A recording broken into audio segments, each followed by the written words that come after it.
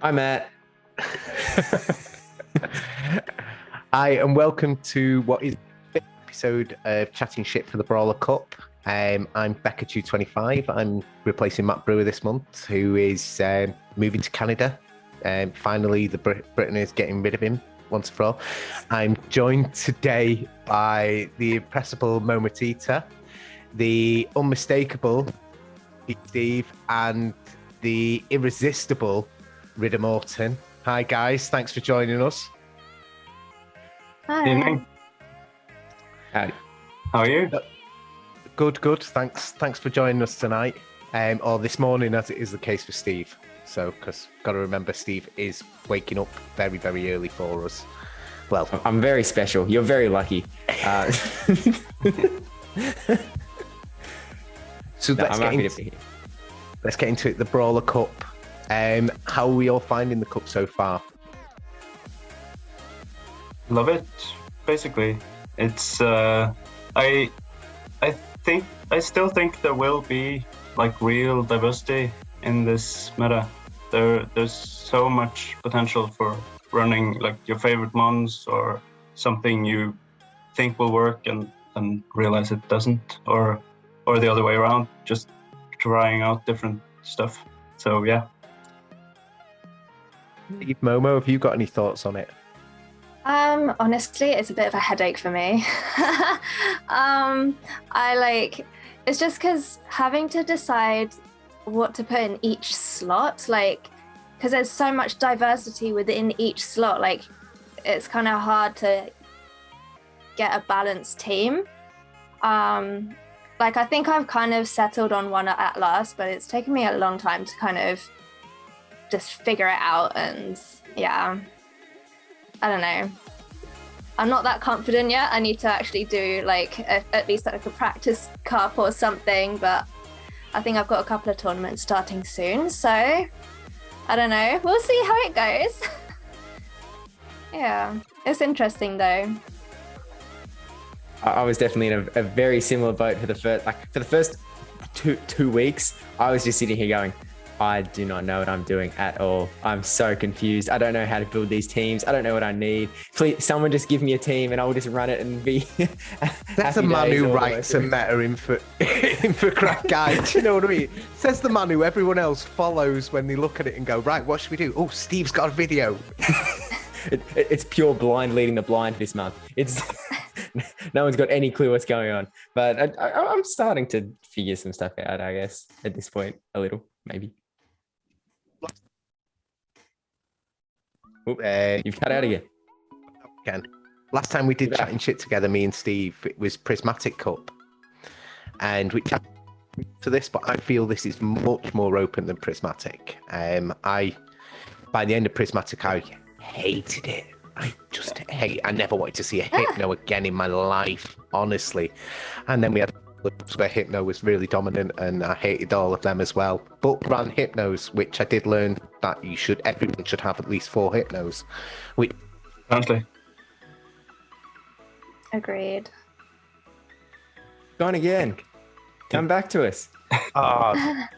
Well, I seem to be going all the time now. This is because I've left my headset at work and I've borrowed my son's, which he chews. So I'll stop talking and we'll start off with going through our picks of mons, and we're going to be started by Morton and your pick. Yeah, it's Pokédex number 587, weighing in at 5 kilograms. Definitely in the top 3, if not the cutest Pokemon in Brawler Cup. It's the Sky Squirrel Pokemon Emolga. Nice. I like the fact you got in Sky Squirrel. Yeah, it's basically how I sort of landed on potentially thinking that Emolga could be good in this cup is that Lapras will be good, and there will be other steel types, and Diggersby is looking solid. So that means that counter users will be a thing. And I realized I probably need more than one anti-fighter. And I realized that a bit late, so only slot 1 was available for an anti-fighter at that point. And I also wanted an anti-fighter that could potentially win against other anti-fighters, like flyers. So when you can't have Zapdos, you can try sort of getting Zapdos somewhere else. And if Zapdos is your Tesla, then Emolga is your Nissan Leaf or something. It does what it's supposed to do.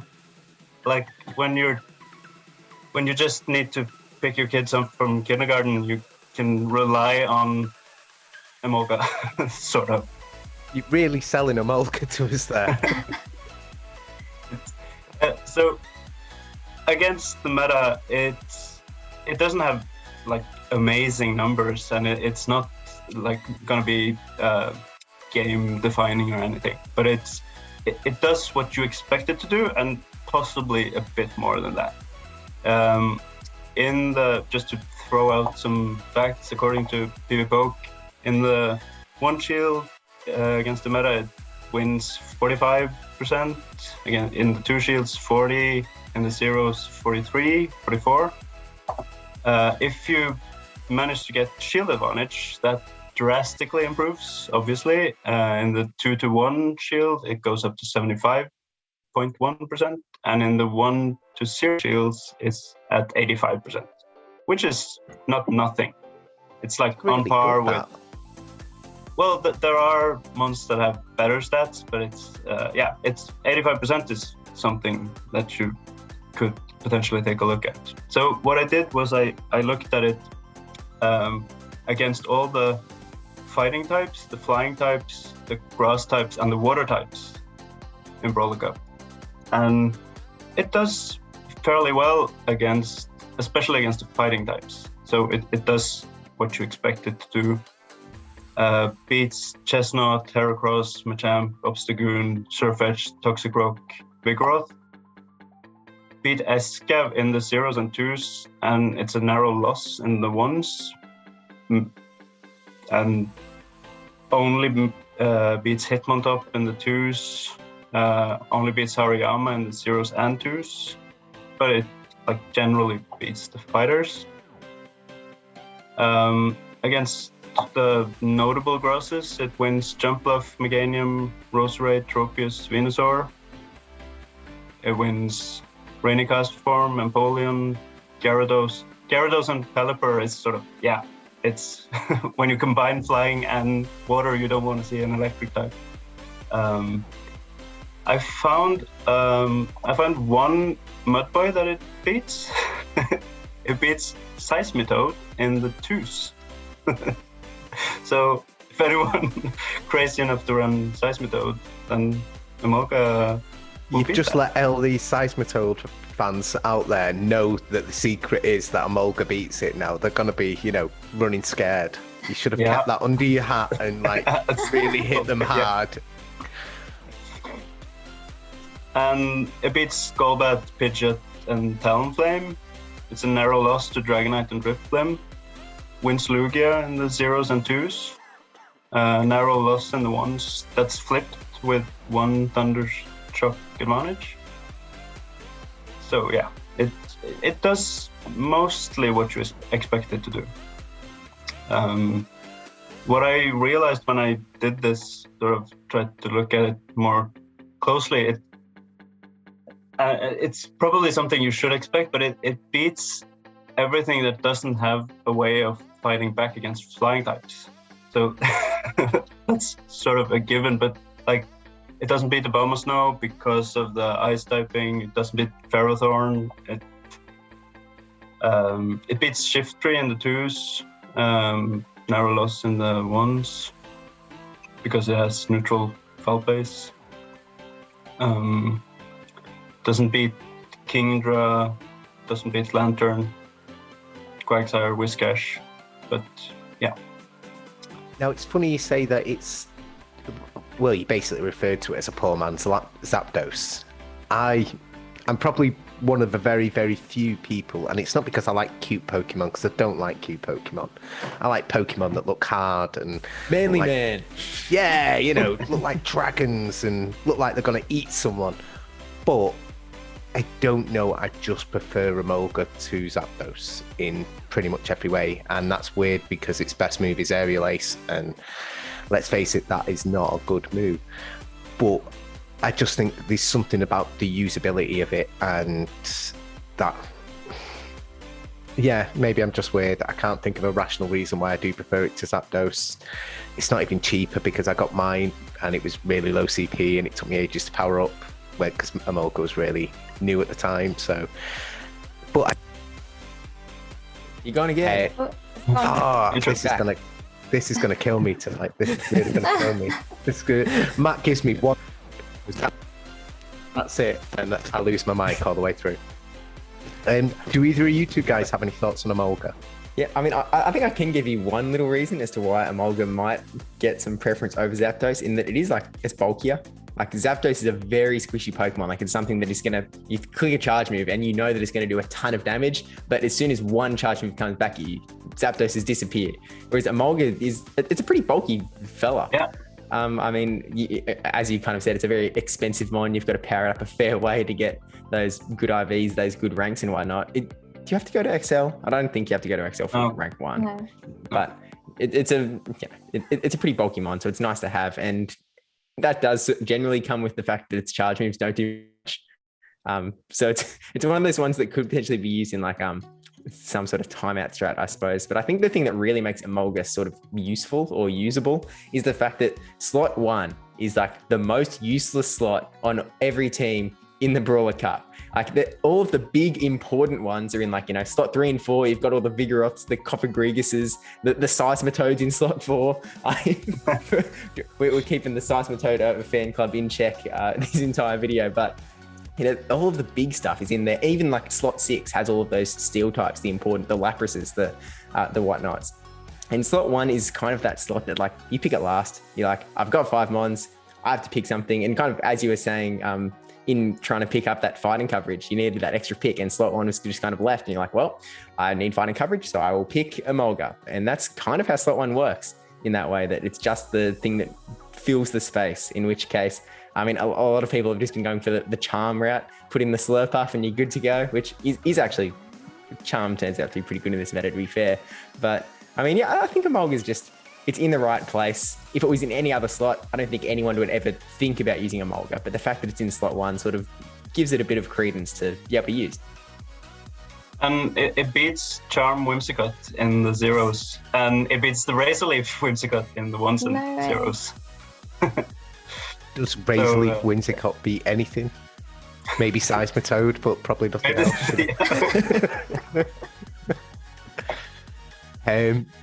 I actually ran Emolga in Prismatic towards the end, and I did I did my first ever sweep using Emolga in Prismatic. Nice. Even though I hated it, that was my first ever sweep, and it was for Handful Spice Night. Sorry, I run a tournament on the second Thursday every month called Spice Night, where people are encouraged to just pick outside top. So Emolga was that, and I love that man. I love that man. So, how about you, Momo? Have you got any experience with Emolga or? A little bit. I used it in GBL during Flying Cup. Was it GBL? I think it was. And it's basically what Steve said. It's just bulkier than Zapdos, so I just preferred to use that over it, really. And it's because its moves are not really, they're not big moves. They can be kind of spammy as well, which is it can be quite useful. So yeah, but that's pretty much the only time I've used it. I just haven't found a need to, but I mean, it sounds like it's got quite a lot of uses in this cup, to be honest. So, I mean, I might have to use it. Who knows? And in one practice match I did, I faced a Diggersby, and because the Diggersby user was getting a bit greedy and sort of possibly underestimating Emolga a bit, and was a bit late on on switching to Diggersby because you'd think that's a pretty safe matchup. And I ended up winning Switchback because Emolga just spammed it with Aerial Ace. It sounds weird. I'm pretty sure that Diggersby user was playing in work and was suffering really bad lag at that time and was really struggling. Could also be a potential explanation, but then again, it put in some work. It did. In the Sims, if you give Emolga 2 Thundershocks advantage and an extra shield, it beats Diggersby comfortably, or at least it beats it. So in its slot, just to go negative on it and just to try and look at the main thing that you've got, the other flyer that you've got that's quite good in that slot 1 is Jumpluff, I'd say. What does... And Jumpluff hits a lot of different things, but it's also hitting the flyers in the same respect as well. But alternatively, you are going to take out a Provo Pass. You are going to hurt things like that in the background. You're probably going to do, I think, slightly better in the Lapras match. Or is it slightly worse? Let's see. You don't beat Lapras with Emolga, but you beat Shadow Lapras because the discharge hurts more. Yeah. Not sure how Jumpluff does against, but Jumpluff at least needs to worry about the ice shards. Well, it's double weak to the ice shards, so. Yeah. Okay, then there's my theory trying to poo-poo down on Emolga that obviously it is better than Jumpluff, so what do I know? Obviously. Jumpluff probably beats Seismitoad more comfortably. But you've got to watch them Seismitoads, but then again, if you get hit with the Sludge Bomb, you know, it's all gone for the Jumpluff, you know, so yeah. Sorry, Jumpluff fans. Has anyone got any final thoughts before we move on to our next one? No? I think it's covered. So, Momo, do you want to hit us off with your pick? Oh my goodness. Okay. I mean, I'm not half as prepared. So I've chosen to talk about Vigoroth. It's Dex number, I had to check, 288. And it's kind of around 45, 46 kind of not kilometers, kilograms. So it's like, it's in slot 3, I think. So it's kind of in the middle weight-wise.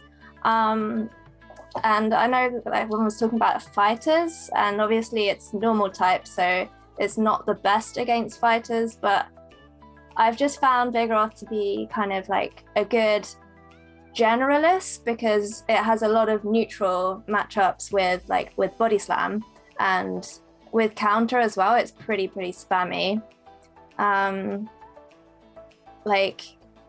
I can't think of, I don't know, like I didn't look at all these different matchups and everything. I probably should have done that. Don't worry, I didn't either.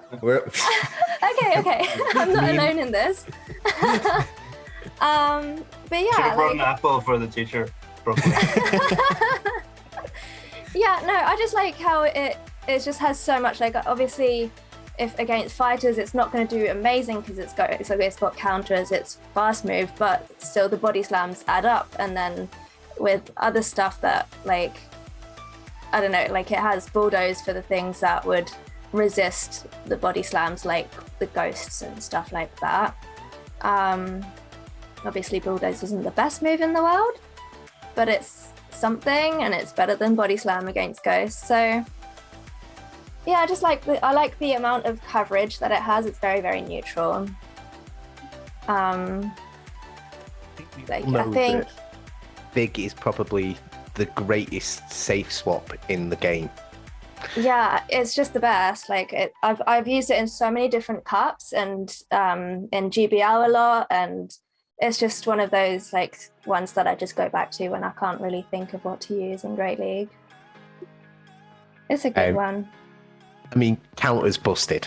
As a move, I think everyone knows counter's busted. And when you get it in with them, with the body slam, which you can spam off, and you're getting the stab hit on it as well, it's so good at hitting everything neutrally. Yes, it's super weak to fighting, but I don't see that as being the big hold up here. Vig there isn't many things that can swap. You know, you can swap a Vig into most things and it'd be quite safe and be useful and usable, which is why it's so high on the PvP poke rankings on this. And I think it'll probably, come the end of the month, be in the top 5 most picked mons out there, just on usage. And I think a lot of teams will use that Vig plus Ghost, whether they go with Sableye or Cofagrigus, as sort of a core to pivot around. So I do think Vig it's a smart choice here. It's a smart choice. Yeah, there's nothing really that wants to switch into a Vigoroth after you've given it some energy.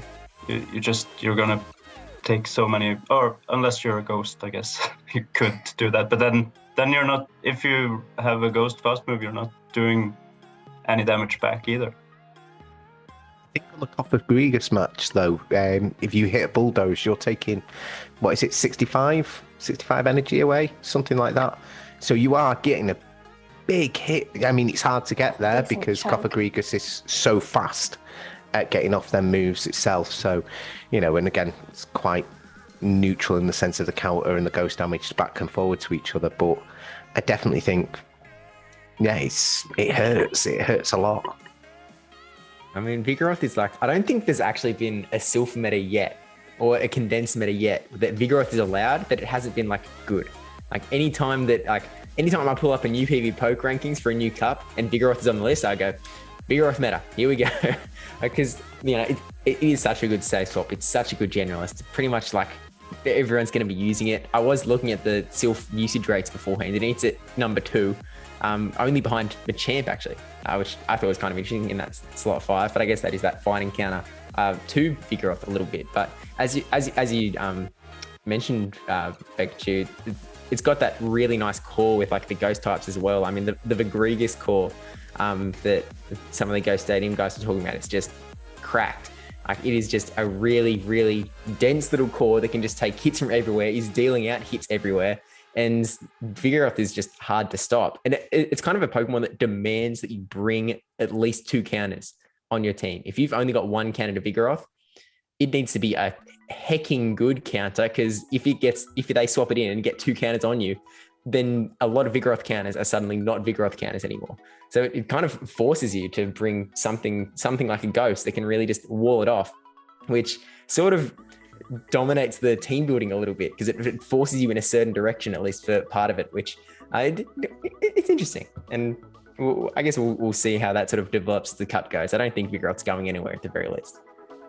It's interesting you say with the ghosts, because I consider the 2 ghosts for this is Cofagrigus and Sableye. And people love a Sableye. They do. Cofagrigus is nice, it's new, it's fresh, and people are starting to have fun using it and stuff like that. But Sableye is Sableye. And that return hit is just such a nuke to everything. But the Sableye's in slot 2 as well. So yeah, there's not that many other competition options, probably. Yeah. But the Vig Sableye match isn't as clear cut as it could be. I mean, as Steve said, you get 2, maybe 3 counters in, and suddenly that match is completely flipped over, and Vigoroth's coming out on top. So yeah, it's quite nice. One thing I would say though is you're gonna need a counter user in this cup. I think you need a counter user in every cup, to be honest. I'm a big fan of just punching things. Just punch. That's how you win fights. You punch, you know. But I've been playing around with different things, and I've sort of come to the conclusion that maybe Primeape is the fighter to have. Now, I know a lot of people have been saying Shadow Champ because whenever Talonflame's about, and as we said, slot 2's fairly weak. So if you're not going Sableye, you're probably going towards Talonflame. And Shadow Champ it's a fighter that beats Talonflame. You know, it's a bird that loses to a fighter, which is weird in its sense.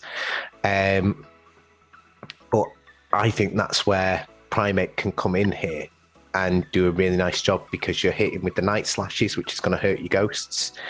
And you've also got the Ice Punch, which is going to hurt anything that flies and any sort of grasses and stuff like that, as well being able to do that counter damage. So I'd be saying Night Slash, Ice Punch for Primeape. just as a secondary thought, sorry if I'm going on a bit of a tangent away from Vigoroth, which we're supposed to be talking about, but it's quite a congested slot. That slot, probably out of all the slots there is it's the one where if you're not, well, everybody, there's lots to choose from, although probably everyone will choose Vig anyway. I mean, even in slot 3, there's like Diggersby, which is the like top in PB Poke overall in the whole cup. So it's going to be like a Diggersby or Vigoroth thing, I think, to counter or be countered. That is the question. Yeah. That is the question, indeed. Has anyone got any final points on Vig? I could dance moves. Sorry, Steve, we missed the arms. We could only see the two sorry. shoulders there. I can't move any further back, so we can't get the. We'll have to subscribe to my Patreon. I meant to say OnlyFans, but we'll stick with that. Nothing like a plug, is there really, Steve? You know what I mean? Don't worry, we'll have links to all your Twitches and your Patreons and your. I wasn't even everything trying to plug a real thing. It was an accident. But if Matt, you do cut want to that out. subscribe to Morton's OnlyFans, I'm a subscriber and it is fantastic. Absolutely fantastic. The man is ripped. Honestly, absolutely ripped. But on that sort of sordid note, maybe we should move on to the next Pokemon. So I'm going to talk about the very lamely named the Dragon Pokemon. I mean, seriously, could they not come up with a better name for it than the Dragon Pokemon? And that is Pokédex 706, weighing in at a very sturdy 150.5 kilograms, and that is Goodra. Now, Goodra may seem like a strange pick in this cup, because, again, already Morton talked about Lapras being very strong and it's going to be prevalent. It's probably the number one choice from slot 6, I'd say, maybe. I don't know, it could be fought off maybe by Probopass. But when I was doing my team building, I was going through everything that I wanted to be able to hit. I found myself missing grass, and I don't have a place for grass on my team. So when I was picking the last mon that I was going to pick, which happened to be slot 5, that's where Goodra came in because of the power whip. And it's still quite hard hitting. Yes, it's not as...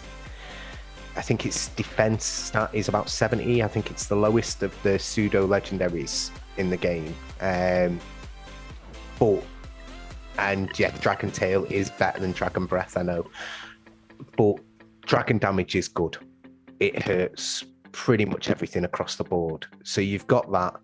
And I think the power whip again is being able to hit some of the waters and the rocks and things like that I was missing out on being able to hit. And it's also got Seismitoad. Yeah, the Seismitoad can hit a Seismitoad. It does very well against a Seismitoad. And I also found that, and it's probably one of the worst charge moves in the game, Muddy Water. It's good as a bait move, but it actually does a surprising amount of damage to a Talonflame. Like, actually hurts a Talonflame, which I know it's fire and stuff like that, and you'd expect water to hurt fire, but a non-stab, poor, worse than Aerial Ace kind of move actually really hurts Talonflame. So for me, that's where Goodra sort of came in. To give you an example of what it can do, in the one shields, it can beat Lapras. Just regular Lapras. I don't think it beats Shadow Lapras. But it can beat Lapras in the one shields with the power whip. You just get to the power whip at the end and you can knock it off. Similar with a Gyarados, you can beat a Gyarados in the ones and the zeros. And again, that's just being able to just about get in that power whip right at the end. And obviously Gyarados is Dragon Breaths. Actually, that's only at Dragon Breath. I've not checked it at Dragon Tail. Just gets in just right at the end, just to be able to take it out. So it's working well for me. I'm awful. I am running the Copper Gregus core. And so generally that's what I'm doing. I've got my Copper Gregus core, and then I'm using something else to pivot depending on what the other person's team is. So whether I'm using Goodra a lot, to be honest. And I'm finding quite a niche with it. I'm finding it actually kind of pivots the right way for me. If I'm not using Goodra, I'm maybe using Talonflame, or I'm using some other disgustingly bad mon, which I won't say, that might have a fairy move or something like that. We've got to pick something from slot 1, haven't we? You know what I mean? I may be an anti-charm person, but I had to pick something from slot 1. And yeah, I didn't have room for 2 flyers because I was going with Talonflame because... Go with a cast form. Or a confusion user. Do you know what? If I had a Jirachi, I would seriously be running Jirachi over it every day of the week. I definitely would. I would change up my slot 6 slot because I love Lugia, and I'd have Lugia in my slot 6 slot if I had a Jirachi, but I don't, so I'm not, and I'm running Steelix. Because where's your Jirachi? Is it too powered up? I just don't have enough for a second move. It's powered up to the right level, but it doesn't have 2 moves. And I know maybe you don't need 2 moves. Maybe Doom Desire is enough, but I don't know. It's better to have it just in case. The extra move. Yeah. Any tournament have been won with only single moves. I think mine's still got only 1 move though, to be fair. So. I do like Jirachi here. I do think it's got a nice little place. But I'm talking about Goodra, which, again, it should have had a better name than the Dragon Pokemon, maybe the Slug Pokemon, maybe the Slime Pokemon. A bit of research today on what Goodra is based off, and it's actually based from French mythology of a slime monster. So, just on an interesting fact. Has anyone else got any thoughts on Goodra before I ramble a little bit too much? Dragon Breath is good. Quite frankly, I think actually in this cup, it seems like across the board, a lot of the Pokemon that are good are Pokemon that are like just sort of neutrally, generally good, which is sort of, I think, why a lot of people are sort of talking favorably about this cup. It's not like there were many complaints around Luna, how it was a little bit RPS. My team was certainly built very RPS. If I didn't win the lead, it was going to be hard on this one switch advantage with Cross on the back. But in Brawler, you've got all of these sort of fluidish matchups you can sort of get out of these spots. You know, you've got the Vigoroths, you've got the Copper Gregus, Sableye. And I think Goodra is sort of in a similar spot where Dragon Breath, if you give Goodra shields, it can kind of tear through pretty much everything. And in the meta where it isn't entirely RPS, obviously that puts you in a spot where you might be down shields, you might have to play around some different ways. But I mean, if you're playing with like Vigorigus cores and the other person also has a Vigorigus core, I guess maybe RPS might be a little bit more important, getting your Copper Gregus on there, Vigoroth or something. But I think Goodra is just a really nice generalist. I think any Pokemon in the game, if you give it Dragon Breath, it is going to be able to operate as a good generalist. Like, there's nothing special about Goodra here except its weight, as far as being somewhat viable. Obviously, packing on that, bringing the power as well so that it can take out the Seismitoad threats. And Muddy Water is always fun. I think I was running Muddy Water on Swampert for like the longest time, and you shouldn't do that. It's wrong. It's incorrect. Anyone who does that should just delete all of their Swamperts because they don't deserve it.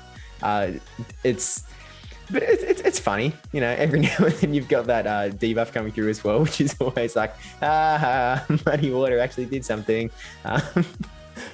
But yeah, overall, it's a pretty interesting mod and can probably fit into pretty much every team. So I don't know, Goodra gets a pretty soft I just want to know how you ended up running Muddy Water on your Swampert, because surely even running Surf is more logical than running Muddy Water. Well, did you run out of TMs or something? I think Muddy Water was new to the game, and it seemed like a fun little move to use. And that is, I plead the fifth. I know this isn't a largely American program, but I'm pleading the fifth on this one. No more questions.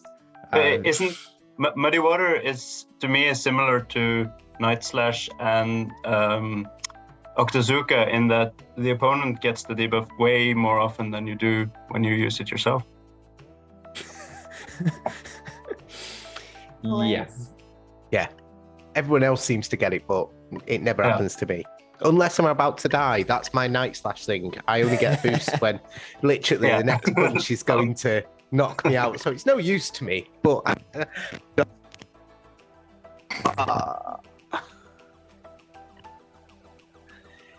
how about you, Morton? Have you got any thoughts on Goodra? Well, yeah, I agree with everything that's been said. It's a great generalist, and Dragon Breath is going to tear through a lot of things and there isn't that much steel in this cup, probably. My problem, or not necessarily a problem, but in slot 5, it's sort of competing against a lot of other heavy hitters that are also great generalists. You have Literally. like or the upgraded Jirachi, the Bronzong is in slot 5. There's Machamp is gonna be on a lot of teams. Kingdra, Dugong might see some play, but it's solid, and I guess the Power Whip coverage will be possibly better than running Venusaur or Tangrowth in that slot, because then you're sort of committing to the grass Pokemon more than just having grass coverage, which is nice. Fetch there and running sort of a double fighter kind of with Vigoroth. But again, it was about having that neutral damage from the Dragon Breath that sort of made me reconsider that and just play about with my team builds. I'm on team number 6, by the way. So, yeah, and we're on, second week of the Cup, first week of the Cup, and I'm on team number 6, so let's see how far I go. I've not even got to Spice Night yet, so you never know. I could go like team. You can't use Goodra in Spice Night. It's no. It's different, but it's not spicy. I'd say in this matter. It's number 36 sort of it has in PV Poke, so it's fair down the list. You know, it's not top 20. If you're going on that logic, just look at slot 1. Slot 1's got nothing in the top 50 or something. Actually, I lied. I just looked. It's got Snowy Castform at number 22. Then it has nothing else in the top 50. How does Snowy Castform get rated so high all the time? It beats Goodra. It beats Goodra. Does beat Goodra, but how does it do against Seismitoad, mate? That's what we're on our way. You know what I mean? Momo, have you got any thoughts on Goodra? On Goodra, I don't have much experience. Well, I don't have any experience with it because I haven't got around to making my own. But I've battled against a few, and its coverage can be kind of scary for the opponents, just because you really have to consider the Power Whip and sometimes the Muddy Water. I just again, it's kind of like Vigoroth. It's I just like how neutral it is kind of in general, because it doesn't really have that much that's super effective against it. Sure, there's Lapras and a couple of other dragons, but fighting's neutral, and there's going to be Machamps and Vigoroth floating around, and it's going to be resisting all the grasses, and I think there's a fair amount of water as well. I'm not entirely sure. It might just be because I'm running a rainy cast form, but that I'm thinking about that. But yeah, no, it's just all the elemental things, and I just like how, again, I just like all the neutral kind of matchups, to be honest. I don't really like too much of being really strong in one thing but really weak to something else. I like the kind of middly type. So yeah, no, I like the idea of Goodra. And the first time I faced a Goodra in GBL, right after it was released, I was so caught off guard by its charge move animation when it sort of jumps out of the screen at you, and so if you battle an opponent that has never played against Goodra before, you might be able to play around. He's the Yeah. I mean, you're gonna come a cropper if you're coming against a charmer or somebody who's running double charm in this cup, because it does happen. I mean, I faced somebody who was running double charm in Luna last month, and yeah, it made me hate the game for the entire battle, because I'm like, why are you running double charm? But yeah, Maybe they don't like the charge move minigames. maybe they don't like themselves. That's what I'm thinking. That's the type of person who runs double charm. You know, you might be Mystic Gas and not like yourself, and you know, want to hurt things. But yeah, that's the only good excuse. But notice that he's moved the goalpost already. He used to be very anti-charm. Just talked about how he was using one charm earlier on in his slot one. So now he's moved it to double charm is when it gets bad. I actually had a conversation with Matt Brewer the other night, and again, I just give all away my strategies at the beginning of the month. I might as well, you know what I mean? Who cares? And I was saying that in all the practice tournaments I've done, I'd not actually used my charmer at all. It's just kind of there to be a threat on the, you know, I'm only Bench using pressure. 5 months. Yeah, it's that bench pressure of it being there, thinking, you're not going to run this, this, and this against me because I've got a charmer. So yeah, I don't know. I probably will use it during the month. But I'm certainly going to try not to wherever possible, just for my own, not for reputation, but sanity. Not having a charmer in your team helps with not using a charmer, though. It does, but I want that threat of it being there in the background of it, you know, sort of. And what else are you going to use slot 1 for? Emolga? Possibly. Crazy. Emolga or one of the several viable Confusioners in slot 1. As I said, if I had a Jirachi, I'd run Jirachi. I genuinely would run. If I Don't you have a Wormadam or a Victini? I don't have Uxie? I don't have a Victini. All my Uxies are too strong, and my Wormadams are just Celebi? not good enough. Celebi, again, I got a trash one, and I'm one of these PvP snobs who doesn't like playing with anything unless it's got really good PvP IVs. And then but then I cry when somebody beats me on CMP in the mirror, you know what I mean? And you're there like that going, you've got a trash one. Mine's really good. Mine's a rank 2. But yeah, I try not to power anything up unless it's actually, you know, in the top 50, with the occasion of top 100s. So You must have a really good charmer then. I have 2 really good charmers from that slot. So yeah, I'll let you decide on which ones they are yourself. But yeah, I've got 2 that are fairly decent. Okay, so that brings us on to Steve's pick. Steve, do you want to tell us about your pick? All right, so my pick is the artist formerly known as Pokedex number !!!!!!, now known as Pokedex number 809, Melmetal, weighing in at a very, very whopping 800 kilos. We're not weight shaming Melmetal, but it turns out that Melmetal melts, so that liquid must be really dense. But talking about the actual viability in the Brawler Cup, it's a very interesting one. It's in that slot 6, obviously, being so heavy, and there's been some talk about the steel types. It's got that rock slide. It's got superpower. Having access to that fighting damage turns out to be pretty helpful in this cup. Like, talking about those sort of versatile mons, Melmetal is definitely one that you don't generally, because it's one of those debuff mons, it's one that might be one that's a bit more in a fluid sort of team where you throw a superpower, you get debuffed, and then you dip. And there's a lot of stuff that superpower can hit in this meta, quite frankly. I mean, Vigoroth, as we already talked about, is one of the Pokemon Time meta. Hits that pretty well if it does end up landing through. I mean, there's all the steel types as well. There's that Diggersby, the other Pokemon fighting for Vigoroth's slot. And then on the other hand, you've got the rock slide, which is hitting all of the flyers. Emolga, gone. Mantine also gone. Talonflame, super duper gone, double gone. And then there's like the stuff like the Charmers, which you've got that steel typing, so Charm doesn't matter as much to you.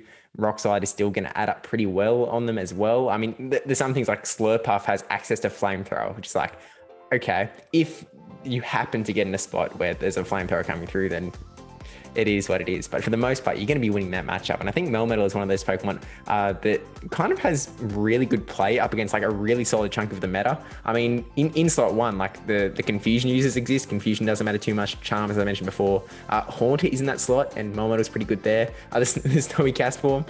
We mentioned before that he's not going to do well up against Melmetal either. So it's kind of like, is there even anything in that? I guess there's Fire Castform in slot 1 that would be giving it some trouble. I mean, some of the other Pokemon, just looking at the most used list, like there's things like Lapras, the biggest, most used Pokemon in slot 6 that isn't Melmetal. Melmetal's doing a pretty good job there. With both Rock Slide and Superpower, you're probably just going to go straight Rock Slide because no reason to debuff yourself if you don't have to, unless you really want to not let your opponent farm or something like that. Some strategies very much above my head. But, you know, it feels like Melmetal just has really good play pretty much across the board. There's obviously some stuff that's lying around that's like not great, like Whiscash exists, but I haven't seen too many Whiscashes. I mean, Ground is kind of feels like it's mostly coming out with the Diggersby, which most people are opting for that Vigoroth instead because Diggersby is just like, it's not as cool, it's not as versatile. And you'd be a bit hard pressed to. If you're not picking Vigoroth in that slot, you're intentionally ditching Vigoroth. It's not. I'm just picking a good Pokemon in this slot. It's you are not picking Vigoroth. It's an intentional maneuver. You want to be special by not using that Vigoroth in that slot.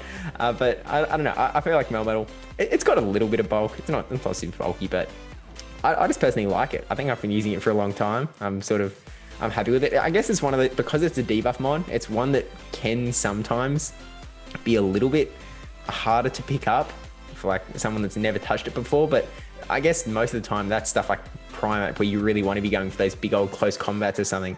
And for the most part, Rock Slide is going to be really good. Superpower isn't usually the thing that you need to win matchups in this meta. It's kind of just something that you have to counterplay. Like if you get stuck in a rough matchup, you've got the Superpower that is actually like really going to threaten and kind of, if not take it out, you're going to force some shields, which is always nice in a losing matchup. So it's a little less like, it's a little less hard countery, I guess. So even in rough matchups, you're getting something out of it. It's not a Vigoroth up against a Gengar. Oh, not Gengar. Gengar would not be that terrible for it. But you know, Vigoroth up against like a Ghost type where you're walled and there's nothing you can do. So I don't know. I guess I am a Melmetal stan.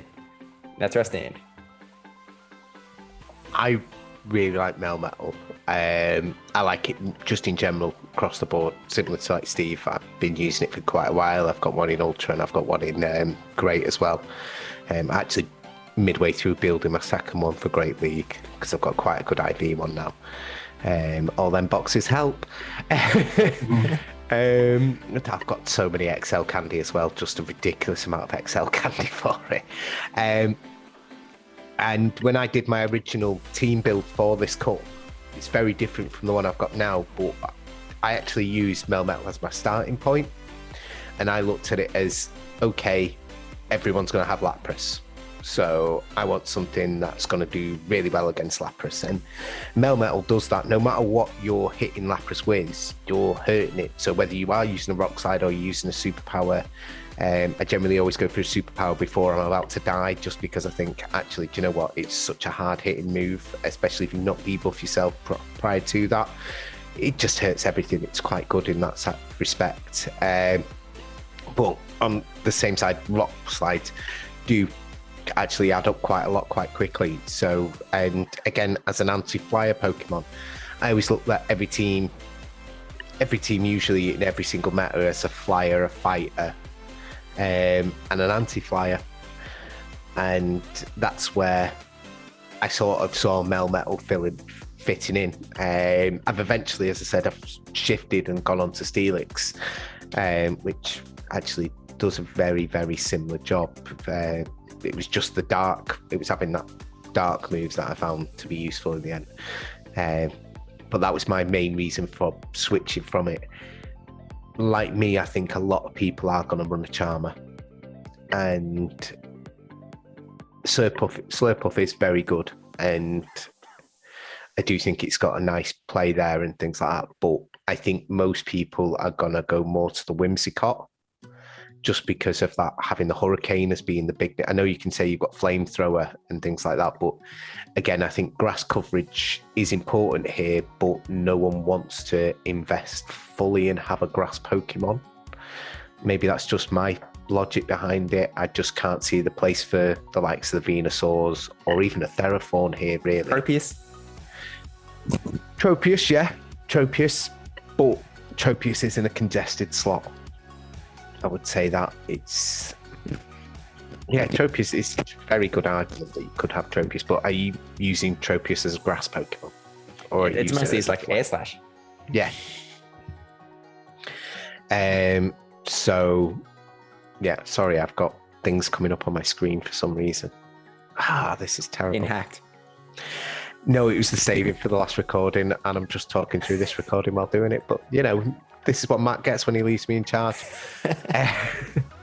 I do like Melmetal very much. I do like Melmetal very much. And again, your fire, that's going to be the main thing that hurts you, is Talonflame. And you outpace Talonflame to a Rock Slide. So as long as you're investing in it, then you can get that switch out. You're at least taking a shield from them. So that's my thought. I think Melmetal's really good. Morton, Momo, your thoughts? I agree. Yeah, you go. Oh, go ahead. Go ahead. Yeah, no, I was gonna say, like, with the Talonflame as well, like, they're both doing, like, obviously they're both doing super effective with is it Thundershock it gets as a fast move?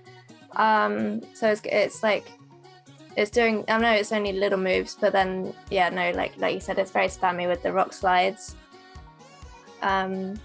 which is good. And it's, yeah, I don't think there's that many flying things, but it's resisting the flying as well, which is useful. I mean, again, for some reason I still, like, I have made an Ultra League one, but I didn't really use it, and then I traded it away because I got a better IV one, but I never actually made the better IV one. So I haven't got that much experience dealing, like, with it myself, but yeah, no, like I said before, like with other things, like, it's very annoying to deal with if you haven't got a good counter for it. So yeah. My sort of problem with single type steel type is that it's the things that are hitting it is hitting it very hard, like your counters and Talonflame. If I think you lose as long as if it slips one of those incinerates through, you're in a bad spot. But yeah, like you said, anything that hits it, you'll probably hit back, unless it's like a Toxicroak or a few things that you can't hurt. But then again, even the Toxicroak is so squishy that a superpower possibly just if it's in the right spot, it could be like the Hail Mary to get out of there. I think. Oh, Karen. No, go ahead. Oh, sorry. I was just thinking, like, if it is against like a Toxicroak or something, and you do throw the superpower, like, at least you're debuffing yourself, so there's less farm for the Toxicroak as well, which is always useful, because Toxicroak with energy is disgusting. Yeah. Big game strats there. Big game strats. Debuff yourself, make yourself easy to kill. Look at that. As I said, I think depending on your team build, I do think Charmers are going to be prevalent. I do think everyone's going to have one or something of that ilk. So I do think Steel is quite an important typing, just to scare them away more than anything. And when you are talking of Steels, there isn't that many, and certainly there isn't really any that are spammy. I mean, you've got Jirachi, which has got Confusion, which is very slow. Bronzong also with Confusion, which is very, very slow. And I actually looked at I when I was team building, I sort of realized, are we sleeping on Berserker? And then I realized, no, we're not, because it's not even on the PvP rankings for this cup, because it just loses to a lot of things. It's too squishy. Eligible? Yeah, Berserker? it's in slot 3. Is it? Yeah, Right. but it's I didn't just even know his Berserker was on there, to be honest. no, but it doesn't beat the things that it should beat, and it loses to everything you expect it to lose to. So yeah, that was a sort of tangent, but it's sort of a point to Melmetal. It's because it has the same typing, and it doesn't do at all the same things, but it's like Steel is gonna be good, but it doesn't help Berserker. It helps Melmetal because it's good at other things as well. I'll tell you what, even that being the case, I feel like Berserker not being on the PvP rankings might have been just a missed it sort of situation. I feel like it should be there. No one's going to use it because, like, I mean, it's in that slot 3, so, you know, Vigoroth is there. And so I can't see a single soul running Berserker outside of some sort of Spice Cup dealio.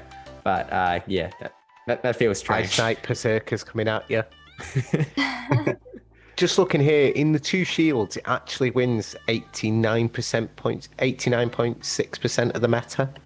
So that's actually quite decent, really, for a slot 6er. I know, again, it depends on your team build and things like that.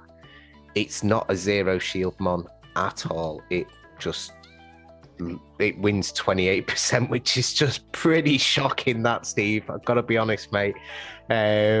I'm just looking it up here. I think it's 76 or 79 in the 1 shield, 70 in the 1 shield. So yeah, you know, it's above average on what you can use it for. But maybe it's just a little one-dimensional in the sense that everyone knows what moves it has, and most of us will have a good experience of using it, really.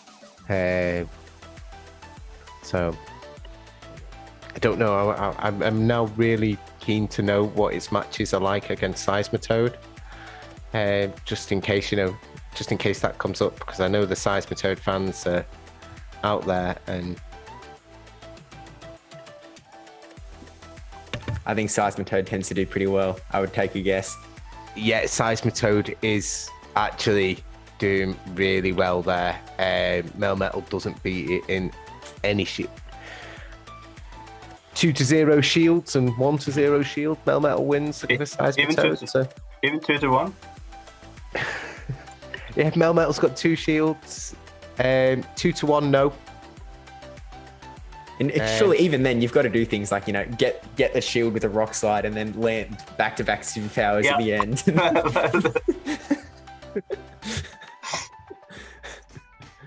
I am looking at that with...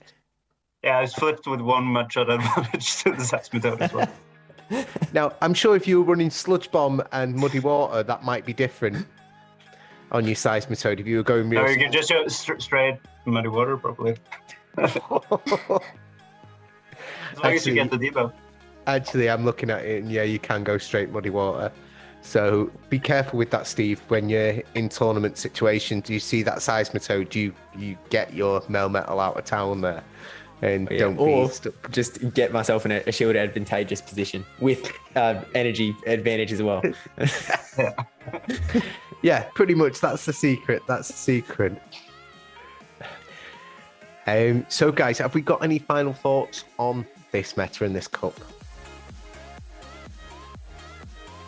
I still think there will be a lot of variety, even though we've talked about the Vigorous core. There's a lot of play around that as well, with especially in the slot 5 and 6. There's you can pick and choose what you want to sort of complement Vigoroth or Vigorous with, and I've not put Vigoroth in my team yet.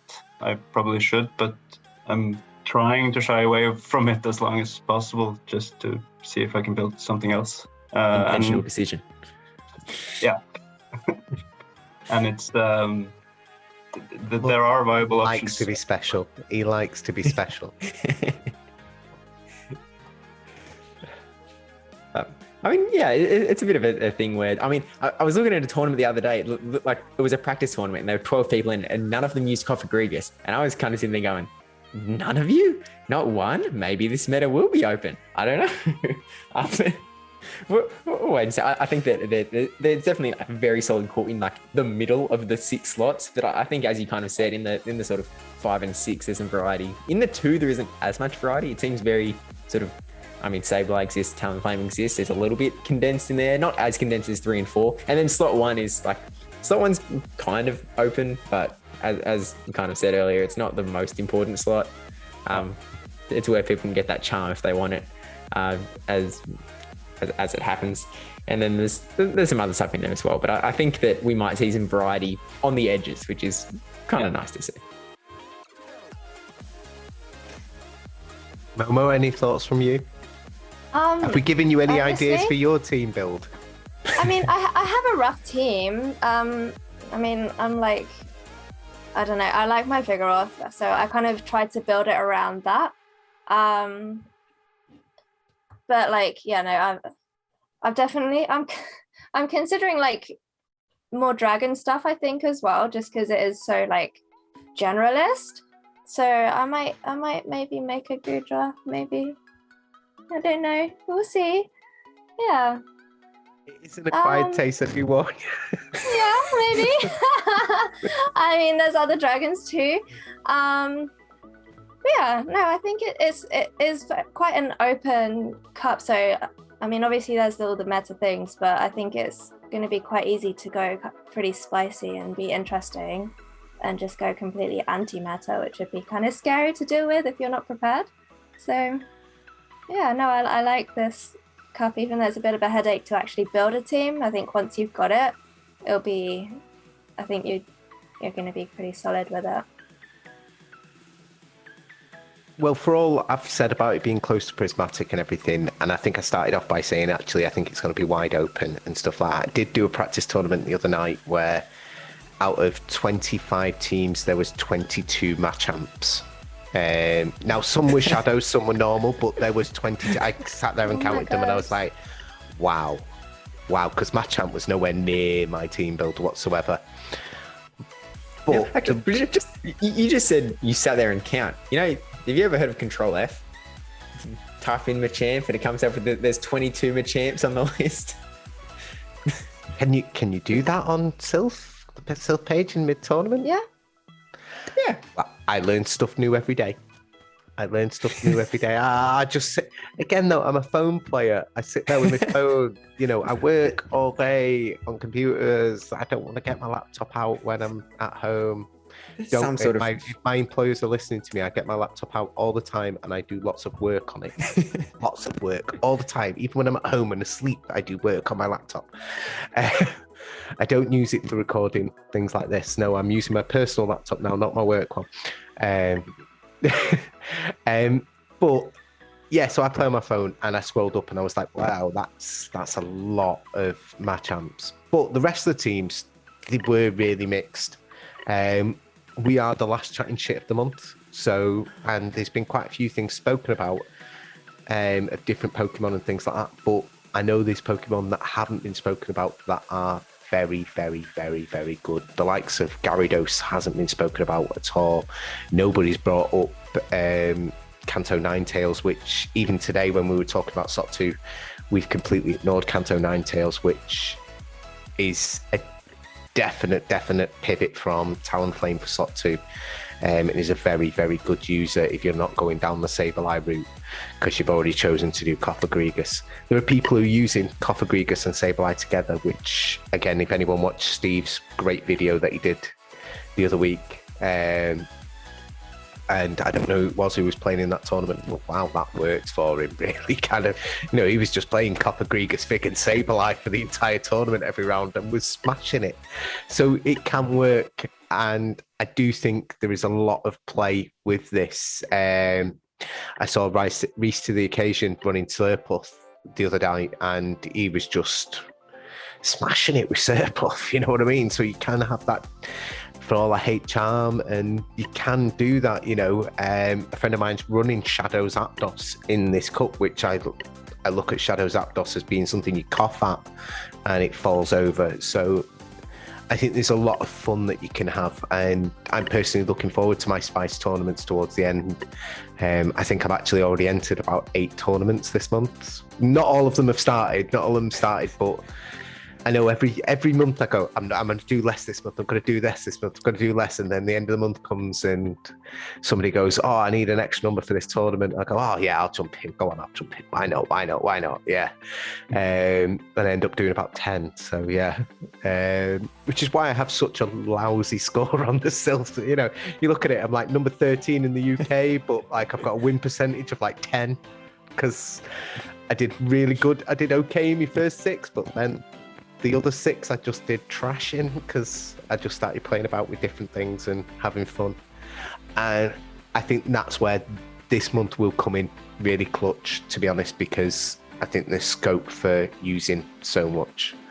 So I hope everybody does enjoy it and brings Amolgas and really uses Melmetal. And Momo, Seismitoad. Momo, we all know everyone's going to use a pig anyway. You know, you picked the most meta pick possible. I did. How did it take this long to come up? This is the last episode and no one mentioned Vigoroth before now. Everyone's gone for more interesting picks. I don't know. Somebody picked Sableye, so, you know. Okay. And Copper Gregas was already said. I just think everybody was too scared to pick Vigoroth, you know, so yeah. Just waiting for me to pick it. Well, yeah, when I said that I was having you as my guest, they were all like, we're all going to watch this and not pick Vigoroth to make sure she can have it, so, you know. They must have known. But thank you very, very, very much for joining me, guys. I hope you'd all join me in wishing Matt safe travels to Canada, and yeah, Absolutely. getting him off my leaderboard, which will only raise me a place higher on the Silph rankings, which is great. You know what I mean? He can go do continentals over there, and you know, it's all good for Britain. Right. Thank you very much. Thank you. Thank you. Bye.